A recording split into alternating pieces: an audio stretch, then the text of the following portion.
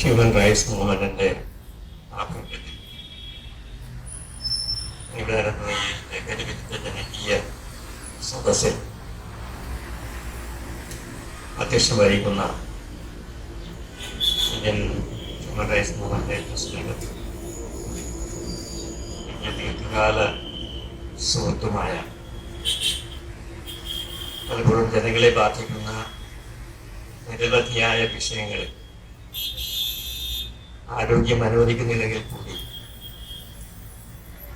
അദ്ദേഹത്തിൻ്റെ ഒരു ദൃഢനിശ്ചയത്തിൻ്റെ പിൻബലത്താൽ എന്നാലാവുന്ന രീതിയിൽ പ്രതികരിക്കുകയും മറ്റുള്ളവരുടെ അത്തരം പ്രതികരണങ്ങളിലേക്ക് കൊണ്ടിനെത്തിക്കുകയും ചെയ്യുന്ന ഏറെ സ്നേഹബഹുമാനായ ശ്രീ ഫെലിക്സ് പുരൂരൻ ഇവിടെ സ്വാഗതം ആശംസിക്കാം. പിന്നെ ഹ്യൂമൻ റൈറ്റ്സ് മൂവ്മെന്റിന്റെ സെക്രട്ടറി സ്നേഹബഹുമാനായ ശ്രീ ഷാനവാസ്, ഈ വേദിയിൽ സന്നിഹിതരായിട്ടുള്ള ബഹുമാനരായ ഡോക്ടർ കെ രാധാകൃഷ്ണൻ നായർ, ബഹുമാന ഡോക്ടർ എസ് മജോസർ, reverend father Vinod Jacob, reverend father Raphael Srinivasa ഹറാഞ്ചേരി,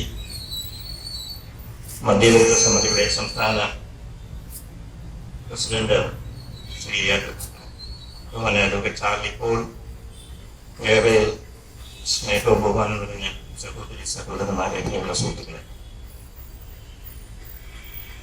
നമ്മുടെ സമൂഹത്തെ വളരെ ഗൗരവതരമായി ബാധിച്ചിരിക്കുന്ന ഒരു വിഷയത്തെ കുറിച്ചാണ് നാം ഇവിടെ ചർച്ച ചെയ്യുന്നതും അതിനെതിരെയുള്ള അതിനെ തടയുന്നതിന് വേണ്ടിയുള്ള ബോധപൂർവമായിട്ടുള്ള ഒരു പരിശ്രമത്തിന്റെ ഭാഗം കൂടിയാണ് ഈ ലഹരി വിരുദ്ധ ജനകീയ സദസ്. ഞാൻ ഈ സമ്മേളനത്തിലെത്താൻ രണ്ട് കാരണങ്ങളാണ്. ഒന്ന്, ഈ വിഷയത്തിന്റെ കാലികമായിട്ടുള്ള പ്രസക്തി. മറ്റൊന്ന്, ശ്രീ ഫെലിക്സ് പുരൂരൻ അദ്ദേഹം കേരള കാത്തലിക് മൂവ്മെന്റിന്റെ യൂത്ത് മൂവ്മെന്റിന്റെ ജനറൽ സെക്രട്ടറി ആയിട്ടും പിന്നീട് KFCയുടെ പ്രസിഡന്റുമായിട്ടൊക്കെ ഇരിക്കുന്ന കാലം മുതൽ അദ്ദേഹവുമായി ഒന്നിച്ച് പ്രവർത്തിക്കുകയും ഇപ്പോഴും അദ്ദേഹത്തിന്റെ പല പ്രവർത്തനങ്ങളുമായി സഹകരിക്കുന്ന ഒരു വ്യക്തി എന്നുള്ള നിലയിലാണ് ഇതിൽ പങ്കെടുക്കാനുള്ള ഒരു കാര്യം. മറ്റൊന്ന്, ഈ വിഷയത്തിന്റെ പ്രസക്തിയാണ്. എനിക്ക് സന്തോഷമുണ്ട് SOMന്റെ ഡയറക്ടേഴ്സിനും ഈ വേദികളുണ്ട് എന്നുള്ളത് സന്തോഷം നൽകുന്ന ഒരു കാര്യമാണ്, മറ്റൊന്നുമല്ല. എനിക്കൊരു സാമൂഹ്യ ബോധം പകർന്ന പ്രസ്ഥാനം എപ്പോഴും പറയുന്നു, ഞാനിപ്പോഴും ഉറച്ചു വിശ്വസിക്കുന്ന ഒരാളാണ്. ഇന്ന് നമുക്കറിയാം, ലഹരി എന്ന വാക്ക് ഒരുപക്ഷെ അതൊരു പോസിറ്റീവ് അർത്ഥം ഉണ്ടാക്കിപ്പോയി. എന്നാൽ ഇന്ന് നാം ഇവിടെ കൂടിയിരിക്കുന്നത് ലഹരി ഉണ്ടാക്കുന്ന സാമൂഹ്യ വിപത്തിനെ കുറിച്ച് സമൂഹ മനസാക്ഷിയെ ഉണർത്തുന്നതിന് വേണ്ടി കൂടിയാണ്. ഇന്ന് പത്രം എടുത്ത് നോക്കിയാൽ നമുക്കറിയാം, നമ്മൾ ഞെട്ടിപ്പിക്കുന്ന വാർത്തകളാണ് ഓരോ ദിവസത്തെയും പത്രങ്ങളിൽ നാം കാണുന്നത്. അത് മാധ്യമങ്ങളും ഇത്തരം കാര്യങ്ങളിൽ റിപ്പോർട്ട് ചെയ്യുന്നതിൽ കുറച്ചൊരു നിയന്ത്രണം പാലിക്കേണ്ടതുണ്ട് എന്നുള്ള അഭിപ്രായമുണ്ട്. പലപ്പോഴും മലയാളം മാധ്യമങ്ങളാണ് ഇത് കൂടുതലായിട്ട് റിപ്പോർട്ട് ചെയ്യുന്നത്. ഇംഗ്ലീഷ് മാധ്യമങ്ങൾ അത്ര തന്നെ കൂടുതൽ റിപ്പോർട്ട് ചെയ്ത് നാം കാണാറില്ല. നമ്മുടെ മലയാള മാധ്യമങ്ങൾ ഇത്തരം വിഷയങ്ങൾ ഒരു വിഷയ റേറ്റിങ്ങിന് വേണ്ടിയാണോ എന്ന് എനിക്കറിയില്ല. പലപ്പോഴും പത്രം എടുക്കാൻ പോലും ഭയപ്പെടുന്ന വിധത്തിലാണ് പല കാര്യങ്ങളും വിശദീകരണങ്ങളും അതിന്റെ ഡയഗ്രമാറ്റിക്കും സ്കീമാറ്റിക് റെപ്രസെന്റേഷനും ഒക്കെയാണ് പത്രത്തിൽ. അത് ഒരു പോസിറ്റീവ് ഇഫക്റ്റ് ആണോ അതോ നെഗറ്റീവ് ഇഫക്റ്റ് ആണോ സമൂഹത്തിൽ ഉണ്ടാക്കുന്നത് എന്നുള്ളത് നമ്മൾ ചർച്ച ചെയ്യേണ്ട ഒരു വിഷയം. നമുക്കറിയാം, ഇന്ന് ലഹരി വസ്തുക്കൾ സമൂഹത്തിൽ വളരെ വ്യാപകമായി ഉപയോഗിക്കപ്പെടുന്നു എന്നുള്ളത് ഒരു യാഥാർത്ഥ്യമാണ്. അത് അധികാരികൾക്കും അറിയാം, ഇതുമായി ബന്ധപ്പെട്ട എല്ലാവർക്കും പൊതുസമൂഹത്തിനും അറിയാം. ഇവിടെ അഡ്വക്കേറ്റ് ചാർലി പോൾ ഇവിടെ ഇരിപ്പുണ്ട്. ദീർഘനാളായി മദ്യനിരോധനത്തിനു വേണ്ടി പ്രവർത്തിക്കുന്ന, ഇപ്പോഴും പ്രവർത്തിച്ചുകൊണ്ടിരിക്കുന്ന ഒരു വ്യക്തി. അപ്പൊ മുൻപ് നമ്മൾ പലപ്പോഴും ഈ ലഹരിക്കായി ഉപയോഗിച്ചിരുന്നത് മദ്യമായിരുന്നുവെങ്കിൽ ഇന്ന് ആ സ്ഥാനത്തേക്ക് രാസലഹരി കടന്നു വന്നിരിക്കുകയാണ്. അത് പക്ഷേ നാച്ചുറൽ ആയിട്ടുള്ള, പ്രകൃതിദത്തമായിട്ടുള്ള ലഹരി വസ്തുക്കളാവാം, സിന്തറ്റിക് ആയിട്ടുള്ള രാസലഹരി പദാർത്ഥങ്ങളാവാം. ഇത് രണ്ടാണെങ്കിലും ഇവ രണ്ടും തീർച്ചയായിട്ടും മനുഷ്യന്റെ ചിന്തയെയും ചിന്താശക്തിയെയും അവന്റെ പ്രവർത്തനങ്ങളെയും ഒക്കെ വളരെയധികം സ്വാധീനിക്കും എന്നുള്ള കാര്യത്തിൽ യാതൊരു സംശയവുമില്ല. പലപ്പോഴും ഇത്തരം ലഹരി പദാർത്ഥങ്ങൾ അവ മനുഷ്യ ശരീരത്തിലേക്ക് പ്രവേശിച്ച് കഴിയുമ്പോൾ, അല്ലെങ്കിൽ നാം അത് കഴിക്കുമ്പോൾ, ആദ്യം അത്ര ഉൽപ്പന്നങ്ങൾ മനുഷ്യനിൽ നേരത്തെ നമ്മൾ പറഞ്ഞ ഒരു ലഹരി ഉണ്ടാക്കും എന്നുള്ളത് വസ്തുതയാണ്. അല്ലെങ്കിൽ ഒരു പ്രത്യേക തരം അനുഭൂതി ഉണ്ടാക്കും എന്നുള്ളത് ഒരു യാഥാർത്ഥ്യമാണ്. നമ്മുടെ ഭാവങ്ങളെ, അല്ലെങ്കിൽ മനസ്സിന്റെ ചിന്തയുടെ ഭാവങ്ങളെ അത് ഉത്തേജിപ്പിക്കും. ഒരുപക്ഷെ അവനിലുള്ള ഇൻഹിബിഷൻ ഇല്ലാതാവും. അവന്റെ ഭയമോ ഒക്കെ കുറയ്ക്കും. അവന്റെ ഇമോഷൻസ്, വികാരങ്ങളെ അത് സ്വാധീനിക്കും. പലപ്പോഴും ഇൻഹിബിറ്ററി ആയിട്ടുള്ള വികാരങ്ങൾ അത് ഇല്ലാതാക്കും എന്ന് പോലും പറയപ്പെടുന്നു. അപ്പൊ ഒരുവൻ ആദ്യമായി ഇത് ഉപയോഗിക്കുമ്പോൾ അവൻ ആദ്യം കിട്ടുന്നത് ഇപ്രകാരമുള്ള ഒരു ഉന്മാദത്തിൻ്റെതായിട്ടുള്ള, അല്ലെങ്കിൽ ഒരു സന്തോഷത്തിൻ്റെതായിട്ടുള്ള ഒരു ഭാവമാണ് പലപ്പോഴും അവന് ലഭിക്കുന്നത്. അത് തന്നെയാണ് ഈ സാമൂഹ്യ വിപത്ത് ഈ സമൂഹത്തിൽ ഇത്രയധികം വ്യാപിക്കുന്നതിന്റെ കാരണം അതാണ്. അപ്പോൾ ആദ്യം അത്തരം ഒരു അനുഭവം ലഭിക്കുമ്പോൾ വീണ്ടും വീണ്ടും അതിലേക്ക് ആകർഷിക്കപ്പെടുകയാണ്.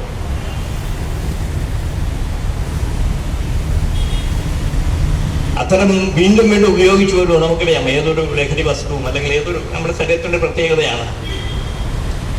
ഇത് കൂടുതൽ പ്രാവശ്യം ഉപയോഗിക്കുമ്പോൾ നമ്മുടെ ശരീരം തന്നെ അതുമായി താതാത്മ്യം പ്രാപിക്കുകയും പിന്നീട് അതേ ഇഫക്റ്റ് വരണമെങ്കിൽ ഇതിന്റെ അളവ് കൂടുതലായിട്ട് ഉപയോഗിക്കേണ്ടുന്ന സാഹചര്യത്തിൽ വരും. പിന്നീട് അതൊരു സ്റ്റേജിലെത്തുന്നു. ഇതില്ല എങ്കിൽ നമുക്ക് സ്വാഭാവികമായിട്ടുള്ള ശരീരത്തിന്റെ പ്രവർത്തനങ്ങൾ നടത്താൻ പറ്റാത്ത വിധത്തിലുള്ള ഒരു സാഹചര്യത്തിൽ അത് നമ്മുടെ ശരീരത്തിന്റെ അതിനെയാണ് നമ്മൾ പലപ്പോഴും ഒരു ഡിപ്പെൻഡൻസ് എന്നോ ഡ്രഗ് ഡിപ്പെൻഡൻസ് എന്നോ അല്ലെങ്കിൽ അഡിക്ഷൻ എന്നോ ഒക്കെ നമ്മൾ പറയുക. ഇത് ഈ വസ്തു ഒഴിച്ചുകൂടാൻ പറ്റാത്ത ഒരു സാഹചര്യത്തിൽ നാം ചെന്നെത്തുന്നു. അപ്പൊ ആദ്യം ഇതിലൂടെ ലഭിക്കുന്ന ഒരു ഉന്മാദം അല്ലെങ്കിൽ ഒരു പ്രഷർ, അത് പിന്നീട് വീണ്ടും ഉപയോഗിക്കാനും ഇത്തരം പദാർത്ഥങ്ങളൊക്കെ നമുക്കറിയാം നമ്മുടെ നാഡീവ്യൂഹത്തിലൂടെ പ്രവർത്തിക്കുകയാണ്. പ്രത്യേകിച്ച് രാസലഹരികൾ ഇന്ന് വളരെ അധികം ലഭ്യമായിട്ടുള്ള MDMA പോലെയുള്ള രാസലഹരികൾ ഇത് തലച്ചോറിന്റെ നാഡീവ്യൂഹത്തിൽ പ്രവർത്തിച്ചുകൊണ്ട് സെറട്ടോണിൻ എന്ന് പറയുന്ന രാസപദാർത്ഥത്തെ, ഈ സെറട്ടോണിൻ നമുക്ക് ഞാൻ നേരത്തെ സൂചിപ്പിച്ചതുപോലെയുള്ള അനുഭൂതി നൽകുന്ന അല്ലെങ്കിൽ സ്വാഭാവികമായിട്ടുള്ള ജീവിത സാഹചര്യങ്ങളിൽ നമുക്ക് ഒരു സന്തോഷവും ഒരു അനുഭൂതി ഒരു പ്രഷറും ഒക്കെ നൽകുന്നത് ഈ സെറോട്ടോണിൻ എന്ന് പറയുന്ന ന്യൂറോ ട്രാൻസ്മിറ്ററാണ്. അപ്പൊ ഇത്തരം ഈ ലഹരി വസ്തുക്കൾ ഈ സെറോട്ടോണിന്റെ അളവ് കൂട്ടുകയും അതിന് റീഅബ്സോർപ്ഷനെ തടയുകയും ചെയ്യും. അപ്പോൾ ഇത് ഈ നാഡീവ്യൂഹത്തിൽ ഇതങ്ങ് കൂടുതൽ അവൈലബിൾ ആകും, അതങ്ങനെ നിന്ന് പ്രവർത്തിക്കാനുള്ള ഒരു സാഹചര്യം ഉണ്ടാകും. പക്ഷെ ഇത് വീണ്ടും വീണ്ടും ഉപയോഗിച്ചുകൊണ്ട് പറ്റുന്നത് ആദ്യമൊക്കെ അത്തരമൊരു അനുഭൂതി ഉണ്ടാവുമെങ്കിലും പിന്നീട് അന്ന് ഭവിക്കുന്നത് ഇത് നാഡീവ്യൂഹത്തെ തന്നെ നശിപ്പിക്കുന്ന വിധത്തിലേക്ക് ഇതിന്റെ ഉപയോഗം കൊണ്ടുവന്ന് എത്തുന്നു. പിന്നീട് ഇതിന്റെ എതിർ ഫലങ്ങളായിരിക്കും പിന്നീട് ഉണ്ടാവുക, നമുക്ക് കാണാൻ കഴിയും. അപ്പൊ ഇന്ന് പലപ്പോഴും നാം കാണുന്നത്, അപ്പൊ ഒരു വിദ്യാർത്ഥി അല്ലെങ്കിൽ ഒരു കുട്ടി ഒരു അക്രമസക്തനാണെങ്കിൽ അത് ആദ്യം ഉപയോഗിക്കപ്പെടാണ് അക്രമസക്തനാകുന്നതെന്ന് നമുക്ക് പറയാൻ കഴിയും.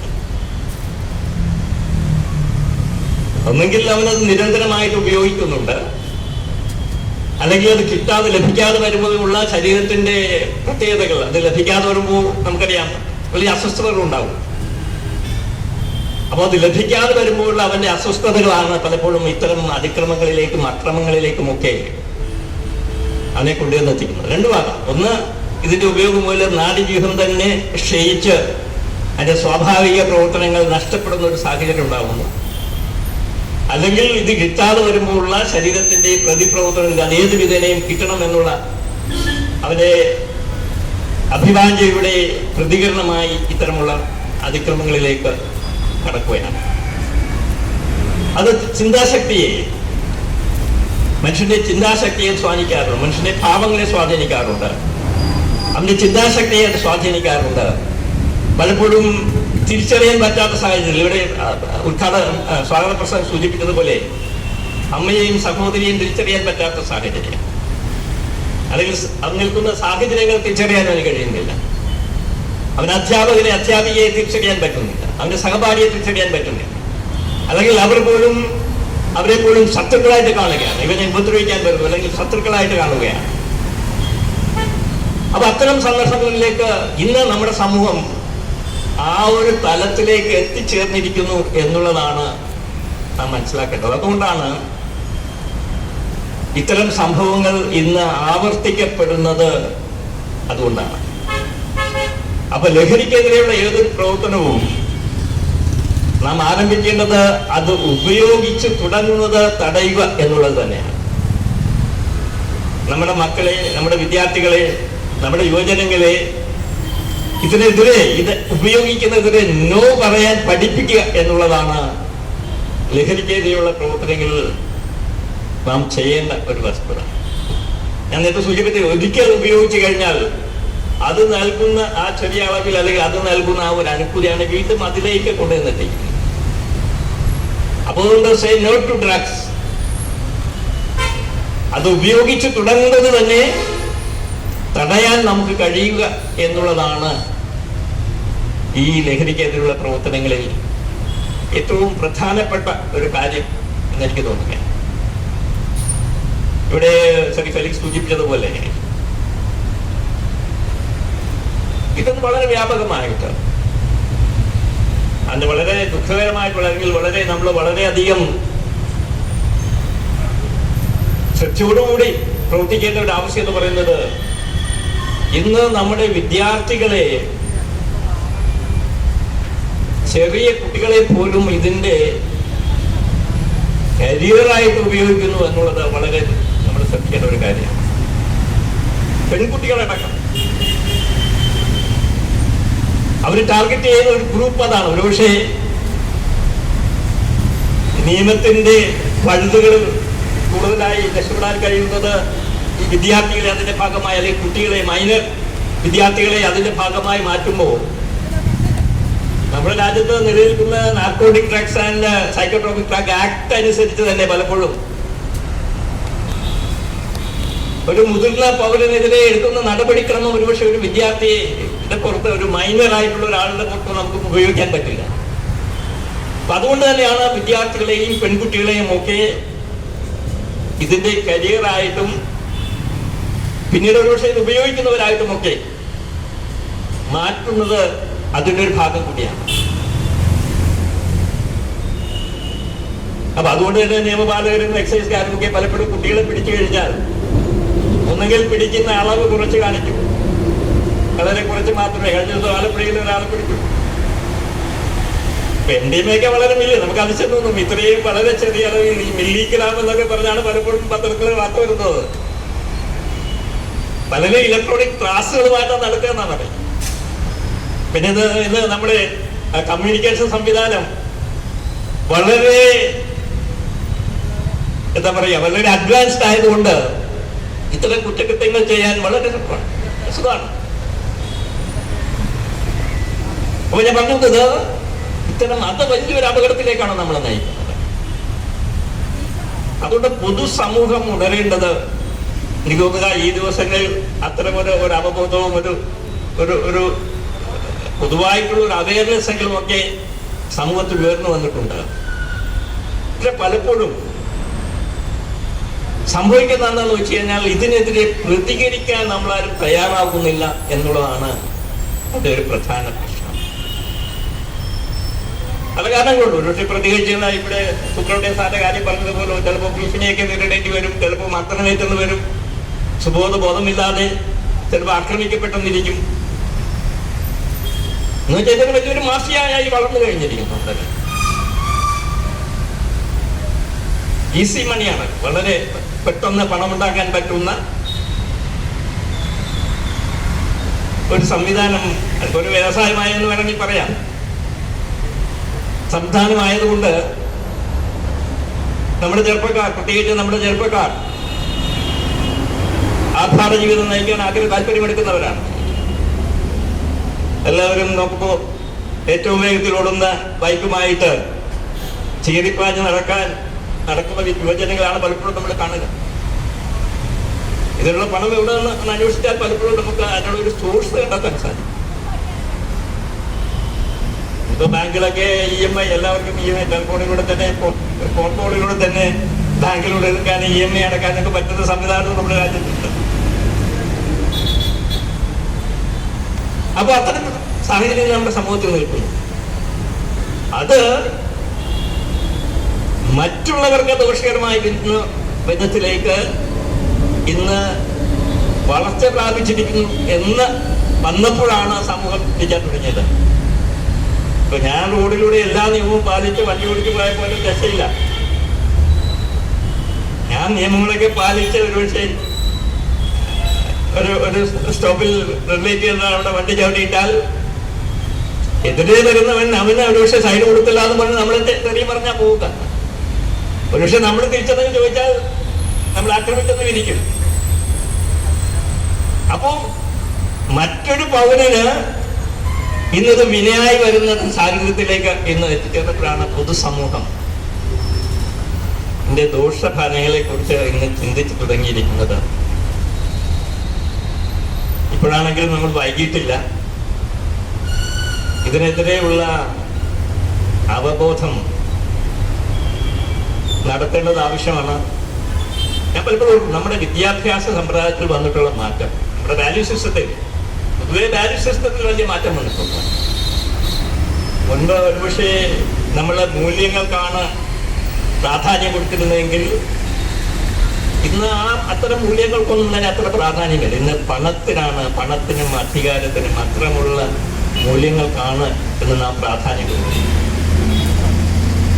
പണ്ട് ഒരുപക്ഷെ സത്യസന്ധതയ്ക്കും സഹാനുഭൂതിക്കും പരസ്നേഹത്തിന് അതുപോലെയുള്ള മാനുഷിക മൂല്യങ്ങൾക്ക് നാം മുൻഗണന കൊടുത്തിരുന്നെങ്കിൽ ഇന്ന് അതൊന്നും ആരുടെയും പ്രയോറിറ്റി അല്ലാതായി മാറിയിരിക്കും.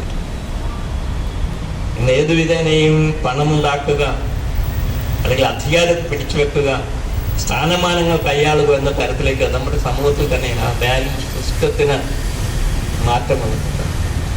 അതിൻ്റെ ഒരു പ്രധാന കാരണം അതിനെക്കുറിച്ച് കൂടുതലായിട്ട് പറയുമായിരിക്കും, നമ്മുടെ വിദ്യാഭ്യാസ സമ്പ്രദായത്തിൽ തന്നെ വന്നിട്ടുള്ള മാറ്റം. ഇന്നൊരു പക്ഷേ ഏറ്റവും പ്രയാസപ്പെട്ട ഒരു പ്രൊഫഷൻ എന്ന് പറയുന്നത് ഒരു അധ്യാപികയുടെ പ്രൊഫഷനാണ്. അവർക്ക് ഈ അക്കാദമികമായിട്ടുള്ള കാര്യങ്ങൾ പറഞ്ഞു കൊടുക്കുക എന്നല്ലാതെ ഒരു വിദ്യാർത്ഥിയുടെ സ്വഭാവ രൂപീകരണത്തിൽ ഇന്ന് അധ്യാപകർക്ക് ഇടപെടാൻ പറ്റാത്ത സാഹചര്യത്തിലായിരുന്നു. വിദ്യാർത്ഥിയുടെ സ്വഭാവ രൂപീകരണത്തിൽ ഇന്ന് അധ്യാപകന് ഇടപെടാൻ പറ്റുന്നില്ല. മാതാപിതാക്കളും തന്റെ മക്കൾ എല്ലാം നല്ലവരാണ് എന്ന് വാദിക്കുന്ന അല്ലെങ്കിൽ എന്ത് ചിന്തിക്കുന്ന എന്ന് വാദിക്കുന്ന മാതാപിതാക്കൾ, ഒരു അധ്യാപകൻ അല്ലെങ്കിൽ ഒരു അധ്യാപിക ഒരു വിദ്യാർത്ഥി എന്തെങ്കിലും ഒരു പ്രശ്നമുണ്ടെന്ന് പറഞ്ഞാൽ അവരെ സമ്മതിക്കില്ല. ഇല്ല, അവരുടെ മക്കളെ ന്യായീകരിക്കുന്ന മാതാപിതാക്കളാണ് കാണുന്നത്.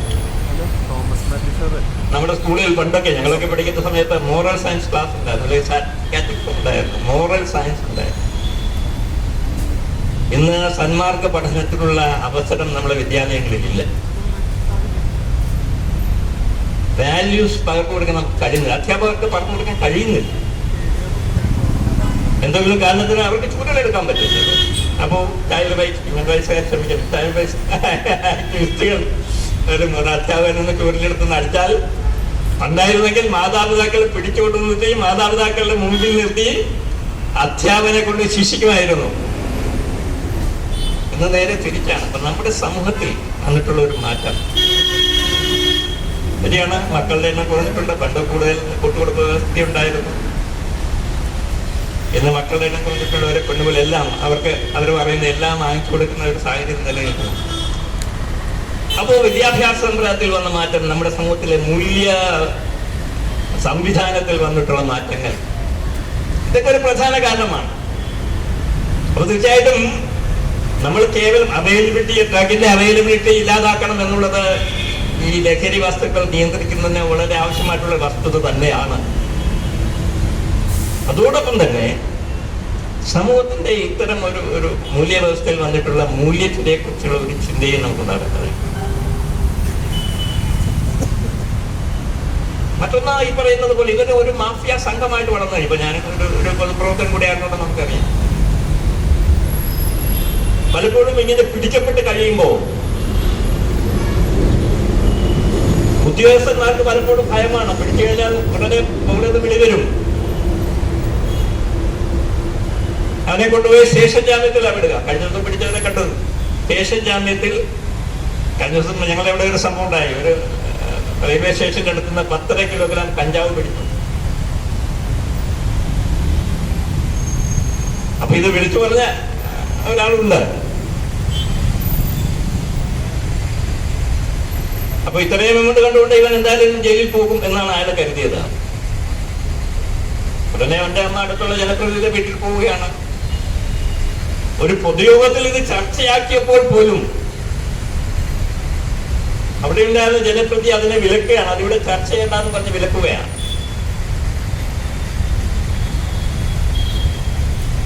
തെരഞ്ഞെടുപ്പിനെയൊക്കെ ഫണ്ട് ചെയ്യുന്നുണ്ടാവാം.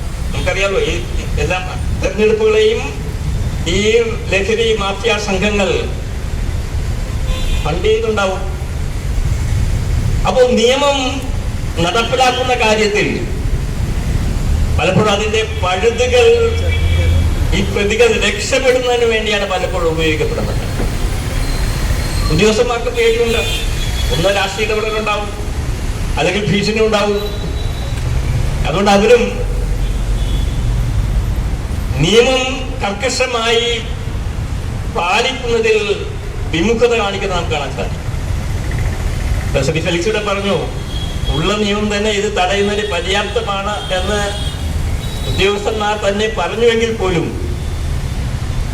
പലപ്പോഴും ആ നിയമങ്ങളുടെ പഴുതുപയോഗിച്ചുകൊണ്ട് ഇവർ രക്ഷപ്പെടുന്നതാണ് നമുക്ക് കാണാൻ സാധിക്കും. ഇപ്പൊ കഴിഞ്ഞ ദിവസം ആലപ്പുഴയിൽ തന്നെ ഒരു നിയമസഭാ സാമാജികയുടെ പുത്രൻ ഇടപെട്ട ഒരു സംഭവം ഉണ്ടായി.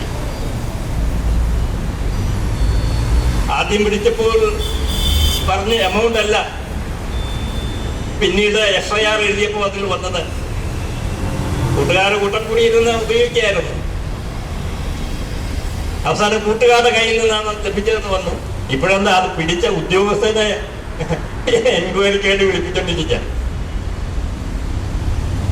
ഉദ്യോഗസ്ഥരുടെ ആത്മവീര്യം നഷ്ടപ്പെടുത്തുന്ന ഭരണാധികാരി. ആ നിയമസഭാ സാമാജിക പ്രമോഷനും കൊടുത്തു. അത് നൽകുന്ന സന്ദേശം, സമൂഹത്തിന് നൽകുന്ന സന്ദേശം. അപ്പോൾ നിയമം കർക്കശമായി പാലിക്കപ്പെടണം. നിയമം അനുവദിക്കുന്ന ശിക്ഷ കൊടുക്കാൻ സാധിക്കണം. ഇവിടെ പഴുതുകൾ ഉപയോഗിച്ചുകൊണ്ട് ഇത്തരം രാസലഹരി വ്യാപിപ്പിക്കുന്നവർ രക്ഷപ്പെടാൻ അനുവദിച്ചുകൂടാ. അവൈലബിലിറ്റി ഇല്ലാതാക്കണം. നമ്മുടെ പ്രാദേശികമായിട്ട് ജാഗ്രതാ സമിതികൾ ഉണ്ടാവണം. എനിക്ക് തോന്നുക വനിതകൾക്ക് അതിലൊരു വലിയ പങ്ക് വഹിക്കാനുണ്ടെന്ന് എനിക്ക് തോന്നുന്നു. അമ്മമാർക്കും വനിതകൾക്കും വലിയൊരു പങ്ക് അതിൽ വഹിക്കാനുണ്ടെന്നാണ് ഞാൻ കരുതുന്നത്.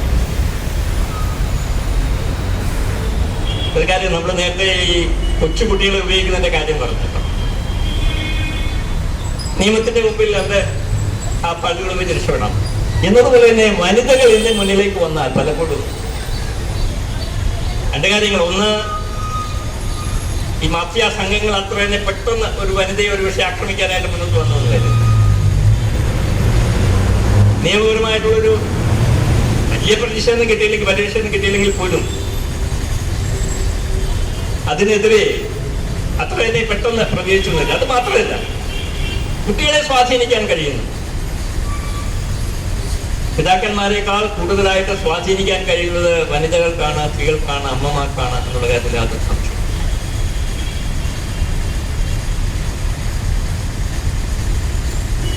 ഇന്ന് ഈ ദിവസങ്ങളിൽ നമുക്കറിയാം എല്ലാ സംഘടനകളും, എല്ലാ പ്രസ്ഥാനങ്ങളും, ഇന്ന് ഇപ്പൊ ഞാൻ ഇങ്ങോട്ട് വന്നപ്പോൾ തന്നെ കണ്ടു, ഇന്ന് തന്നെ പറയും ചില പ്രവർത്തനം ഇവിടെ നടക്കുന്നുണ്ട്. അപ്പൊ സമൂഹം ഉണർന്നു വന്ന് കഴിയുമ്പോൾ തന്നെ ഇതുമായി ബന്ധപ്പെട്ടിരിക്കുന്നവരും അവരൊരു ജാഗ്രത പുലർത്തും. പിടിക്കപ്പെടുമോ എന്നുള്ളൊരു ആശങ്ക ഉണ്ടാകും. സമൂഹം ജാഗ്രത പുലർത്തുമ്പോൾ തീർച്ചയായിട്ടും പിടിക്കപ്പെടാനുള്ള സാധ്യതയും കൂടുതലാകും. സമൂഹത്തിന് പിന്തുണ ഉദ്യോഗസ്ഥന്മാർക്ക് ലഭിക്കുമ്പോൾ ഉദ്യോഗസ്ഥന്മാരും സമൂഹത്തോട് ഉത്തരം പറയേണ്ടുന്ന സാഹചര്യം ഉണ്ടാവും. അപ്പൊ ഇത് ഇപ്രകാരം ഇങ്ങനെ എല്ലാ മേഖലകളും തമ്മിൽ കണക്ട് ചെയ്തുകൊണ്ട് പോകുന്ന ഒരു പ്രവർത്തനമായി ഇതിനെ വ്യാപിക്കാൻ കഴിഞ്ഞാൽ മാത്രമേ ഈ വിപത്തിനെ നമുക്ക് തടയാനായിട്ട് സാധിക്കും എന്നുള്ള കാര്യത്തിൽ യാതൊരു സംശയം. അപ്പോൾ ജാഗ്രത പാലിക്കുക, കുട്ടികളെ നോ പറയാൻ പഠിപ്പിക്കുക എന്നുള്ളതാണ്. ഇത് ആദ്യമായി ഉപയോഗിക്കുന്നത് പോലും അതിനുള്ള അവസരം പോലും ഉണ്ടാക്കി കൊടുക്കാതിരിക്കുക. അതിന് ഡ്രഗിന്റെ അവൈലബിലിറ്റി ഇല്ലാതാക്കണം. മാതൃകാപരമായിട്ടുള്ള ശിക്ഷ കൊടുക്കാനായിട്ട് സാധിക്കണം. പൊതുസമൂഹത്തിന്റെ ഇപ്പോൾ നമ്മളിവിടെ നടത്തുന്ന പോലെ ജാഗ്രതാ സദസ്സ് പോലെ നാട്ടിൻപുറങ്ങളിൽ ജാഗ്രതാ സമിതികൾ ഉണ്ടാവണം. സ്കൂളുകളിൽ ജാഗ്രതാ സമിതികൾ ഉണ്ടാവണം. അപ്രകാരം ഒരുപക്ഷെ അങ്ങനെയുള്ള വിദ്യാർത്ഥികൾ ഇതിലുണ്ടെന്ന് കണ്ടു കഴിഞ്ഞാൽ അവർക്ക് കൗൺസിലിംഗ് കൊടുക്കാനായിട്ടുള്ള സാഹചര്യം ഉണ്ടാവണം. കഴിഞ്ഞ ദിവസം ഞാൻ എക്സൈസ് ഡിപ്പാർട്ട്മെന്റിന്റെ ഒരു അവർക്ക് ഇതിലുള്ള സംവിധാനങ്ങളൊക്കെ ഉണ്ടെന്നാ പറയുക. കൗൺസിലിംഗും ബോധവൽക്കരണ ക്ലാസ് കൊടുക്കാനും കൗൺസിലിങ്ങിനും ഒക്കെയുള്ള സംവിധാനങ്ങൾ ഉണ്ടാകുന്നാ പറയുക. കഴിഞ്ഞ ദിവസം law and order ADGP Shri Manoj ഇബ്രാഹിമിന്റെ ഒരു വീഡിയോ ഞാൻ കണ്ടു. അദ്ദേഹം DHED-നെ കുറിച്ചും യോദ്ധാവിനെ കുറിച്ചും ഒക്കെ പറയുന്നുണ്ട്. പക്ഷെ പലരും മടി കാണിക്കുന്നു. ഒന്ന് അറിയിച്ചു കഴിഞ്ഞാൽ, ഒന്ന് ഫോൺ വിളിച്ച് അറിയിച്ചു കഴിഞ്ഞാൽ പലപ്പോഴും ആ വിവരം, അതിന്റെ കോൺഫിഡൻഷ്യാലിറ്റി സൂക്ഷിക്കപ്പെടുന്നില്ല എന്നുള്ളതാണ് പലപ്പോഴും വിവരം അറിയിക്കാൻ ആളുകൾ മടി കാണിക്കുന്നത്. നമുക്കറിയാലോ, പ്രതി ചെല്ലുമ്പോൾ ഇന്നയാളാണ് വിളിച്ചു പറഞ്ഞതെന്ന് പോലീസ് സ്റ്റേഷനിൽ നിന്ന് പറഞ്ഞു കഴിഞ്ഞാൽ പിന്നെ എന്താ സംഭവിക്കുക? അപ്പൊ അതിന്റെ കോൺഫിഡൻഷ്യാലിറ്റി കാത്തു സൂക്ഷിക്കാനായിട്ട് ബന്ധപ്പെട്ട വകുപ്പ് അല്ലെങ്കിൽ യോദ്ധാവിന്റെ ഫോട്ടോ അവിടെ നിറയിരിക്കേണ്ടു. ആരും അതിലേക്ക് വിളിച്ച് പരാതിയൊന്നും പറയില്ല. കൗൺസിലിങ്ങിനായിട്ട് സംവിധാനമൊന്നും ഉണ്ടാക്കില്ല. അപ്പൊ എന്ത് തന്നെയാണെങ്കിലും ഇത് ഈ സാമൂഹ്യ വിപത്തിനെതിരെ ഒരു ബഹുമുഖമായിട്ടുള്ള പ്രതിരോധം സൃഷ്ടിക്കുക എന്നുള്ളതാണ് പ്രധാനമായിട്ടുള്ളത്. നമ്മുടെ വിദ്യാഭ്യാസ സംവിധാനത്തിൽ മൂല്യാധിഷ്ഠിത വിദ്യാഭ്യാസം കൊണ്ടുവരാൻ നമുക്ക് സാധിക്കണം. കുട്ടികളെ നോ പറയാൻ, ആദ്യ ഉപയോഗത്തിനെതിരെ നോ പറയാനായിട്ട് പഠിപ്പിക്കണം. അച്ഛന്മാരുടെ സാന്നിധ്യമുള്ളതുകൊണ്ട് നമുക്കറിയാം, നമ്മുടെ മതസ്ഥാപനങ്ങൾ, അത് സൺഡേ സ്കൂളിലായാലും മദ്രസകളിലായാലും മറ്റ് ക്ലാസ്സുകളിലായാലും ഒക്കെ ഈ സാമൂഹ്യ വിപത്തിനെ കുറിച്ചുള്ള ഒരു അവബോധം കുട്ടികളിലേക്ക് ഇന്ന് എനിക്ക് തോന്നുക അല്പമെങ്കിലും ഒരു മോറൽ വിദ്യാഭ്യാസം ലഭിക്കുന്ന അവിടെ നിന്ന് മാത്രമാണ്. അതിനെക്കുറിച്ചുള്ള ഒരു അവയർനെസ് കുട്ടികളിലേക്ക് കൊണ്ടുവരാനായിട്ട് നമുക്ക് സാധിക്കണം. ഇത്തരം ഒരു തിന്മ കണ്ടാൽ അതൊരു സാമൂഹ്യ തിന്മയാണെന്ന് തിരിച്ചറിഞ്ഞ് ബന്ധപ്പെട്ട അധികാരികളെ അറിയിക്കാനായിട്ടുള്ള ഒരു ജാഗ്രത നമുക്കുണ്ടാവണം. അങ്ങനെ അറിയിക്കുന്നവരെ പിന്തുണയ്ക്കാൻ നമുക്ക് സാധിക്കണം. ഇന്ന് ലഭ്യമായിരിക്കുന്ന നിയമം ഉപയോഗിച്ചുകൊണ്ട് മാതൃകാപരമായി ശിക്ഷ കൊടുക്കാൻ, ലൂപ്പോൾ ഉപയോഗിച്ച് രക്ഷപ്പെടുന്നതിന് പകരം മാതൃകാപരമായി ശിക്ഷിക്കാനാവശ്യമായ നടപടികൾ ഉണ്ടാവണം. ഇങ്ങനെയൊക്കെയുള്ള ഒരു ബഹുമുഖമായിട്ടുള്ള ശ്രമത്തിലൂടെ മാത്രമേ നമുക്ക് ഇതിനെ തടയാൻ സാധിക്കൂ. എന്ത് തന്നെയായാലും ഇന്ന് സമൂഹത്തിൽ വന്നിട്ടുള്ള ഒരു അവയർനെസ്സും ഒരു ജാഗ്രതയും ഇതിൻ്റെ ഉപയോഗം കുറച്ചെങ്കിലുമൊക്കെ കുറച്ചു കൊണ്ടുവരാൻ നമ്മളൊരു പക്ഷേ അടുത്ത മാസത്തെ കണക്കെടുക്കുമ്പോൾ നമുക്കൊരു പക്ഷേ അത് മനസ്സിലാക്കാൻ സാധിക്കും. ഞാൻ കരുതുകയാണ്. എന്ത് തന്നെയാണെങ്കിലും ഈ സമൂഹത്തിൻ്റെ ഇത്തരം പ്രവർത്തനങ്ങളോട് ചേർന്നുകൊണ്ട് ഇന്ത്യൻ ഹ്യൂമൻ റൈറ്റ്സ് മൂവ്മെൻറ്റും ഇങ്ങനെ ഒരു ജാഗ്രതാ സദസ്സ് ഇവിടെ സംഘടിപ്പിച്ചതിൽ എൻ്റെ ഭാരവാഹികളെ പ്രത്യേകമായി അഭിനന്ദിക്കാൻ കൂടി ദിവസം ഞാൻ വിനിയോഗിച്ചുകൊണ്ട് ഈ ജാഗ്രതാ സദസ്സിൻ്റെ ഔപചാരികമായിട്ടുള്ള ഉദ്ഘാടനം നിർവഹിക്കുന്നതിനെ അറിയിച്ചുകൊണ്ട് എൻ്റെ വാക്കുകൾ